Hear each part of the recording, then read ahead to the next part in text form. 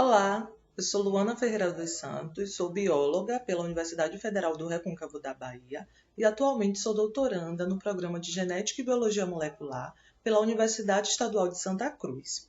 Irei apresentar o trabalho intitulado como Mapas Conceituais, uma estratégia para o ensino de biologia. Este trabalho foi escrito juntamente com a mestre Josemara Ferreira dos Santos. Ela também é bióloga pela Universidade Federal do Recôncavo da Bahia e é mestre em recursos genéticos vegetais, também pela Universidade Federal do Recôncavo da Bahia.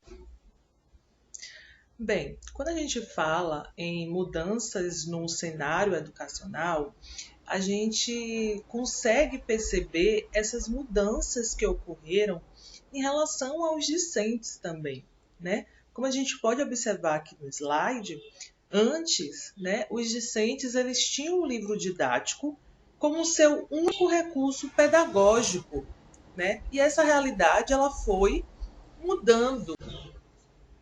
Então, né, atualmente a gente percebe que outros recursos foram inseridos na educação, principalmente quando a gente fala do avanço tecnológico, né? Os recursos digitais que ganharam espaço no âmbito educacional. Então conseguimos perceber que os estudantes eles estão mais conectados. E a partir disso, eles sentem a necessidade da inclusão da tecnologia na educação.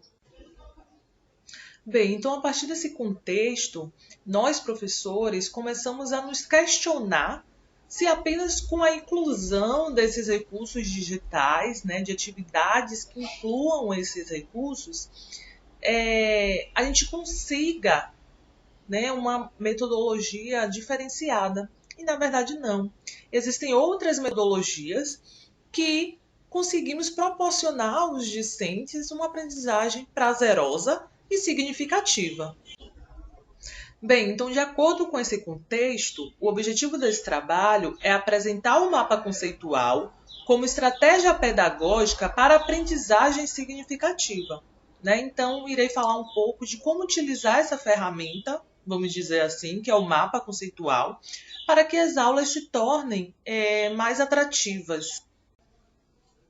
Bom, esse trabalho foi realizado durante o estágio supervisionado curricular, que é uma exigência da Lei de Diretrizes e Bases da Educação Nacional. Durante os estágios, a gente passa pela fase inicial, que é a fase da observação, né, que são os estágios 1 e 3. Então, nessa fase, iremos observar a turma, o perfil dos alunos e também é muito importante observar a prática do professor. Então, a próxima fase é a fase da regência, né? Onde os licenciandos, os estagiários, eles vão pôr em prática os seus planejamentos de acordo com o perfil da turma que foi observada. Visto que a turma é a mesma turma, né, que eles observaram durante a fase de observação, que foram nos estágios 1 e 2. Então, agora nos estágios 2 e 4, será o momento dele assumir a turma. Mas ele continua sendo supervisionado, né, acompanhado pelo professor supervisor, que é aquele professor responsável pela turma.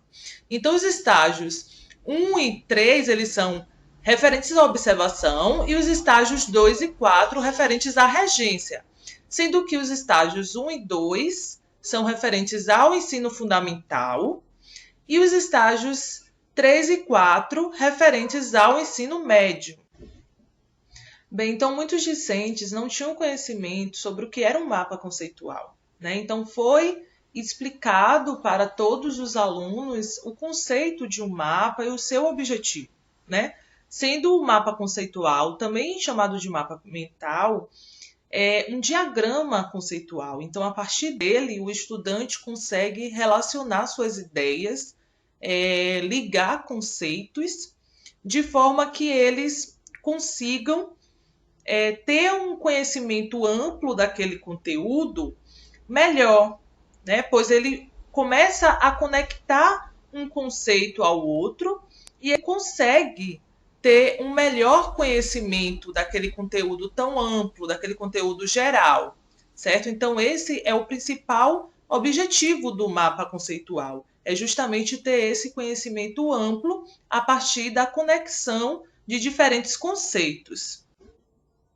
Então, esse trabalho ele foi realizado durante o estágio supervisionado, né, na fase de regência, que foi numa turma de ensino médio, né, do terceiro ano, então foi estágio supervisionado 4.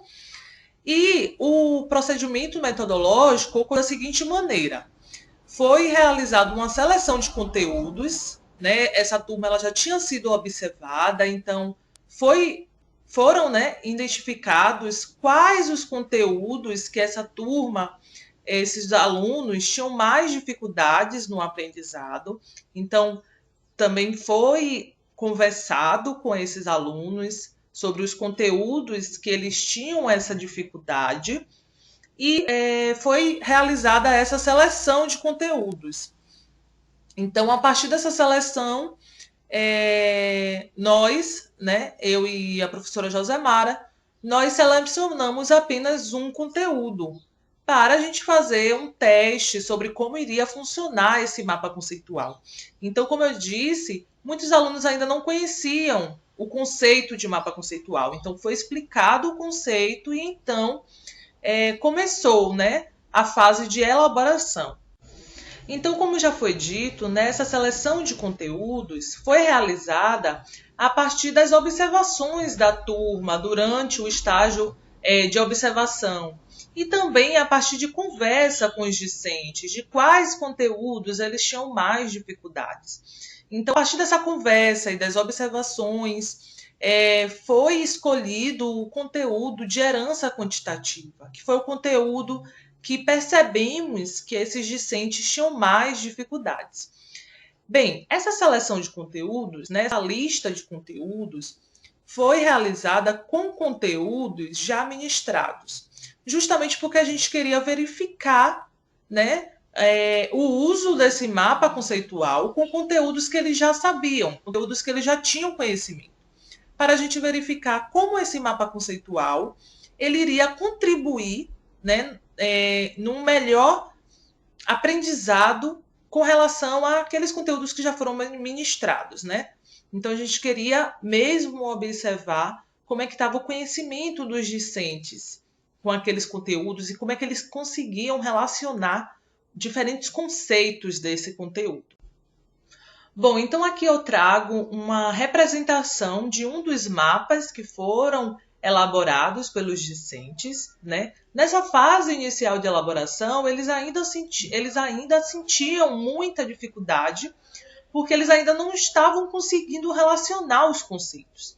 Então, foi preciso que a gente voltasse ministrando alguns conceitos e durante, né, essa discussão de conceitos, a gente sempre relacionava o que um conceito estava relacionado com o outro, para que eles pudessem ter, né, esse entendimento geral.